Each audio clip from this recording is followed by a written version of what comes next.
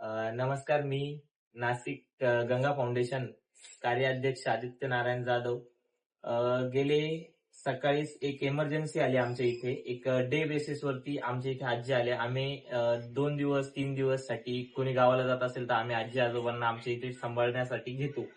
तर अशा केसमध्ये एक आजी ज्या काल आल्या होत्या त्यांची अचानक तब्येत बिघडली. आश्रमावरून आम्हाला फोन आला की सर नवीन आजी आलेल्या आहे, त्यांना इमर्जन्सीसाठी आपल्याला हॉस्पिटलाइज करायची वेळ. पण मी चंदन सरांना फोन केला की सर असं असं झालंय. तर सरांनी सर्व ओपीडीवरचे पेशंट साईडला ठेवून स्वतः इथे धावत धावत आमच्याकडे आले आणि आज त्या आजींना आता स्टेबल केलेलं आहे. ऑक्सिजन वगैरे लावून आम्ही त्यांची आता कंडिशन चेक केली. सर्व व्हिडिओमध्ये तुम्हाला टाकलेला आहे आम्ही.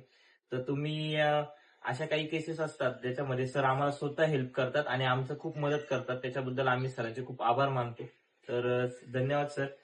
मी असेच कार्य करत राहावे समाजासाठी आणि ते आज आमच्या वृद्धाश्रमाला खूप सपोर्ट करतात आणि आमचं कार्यही वाढवतात ते. धन्यवाद. तरुण बंद.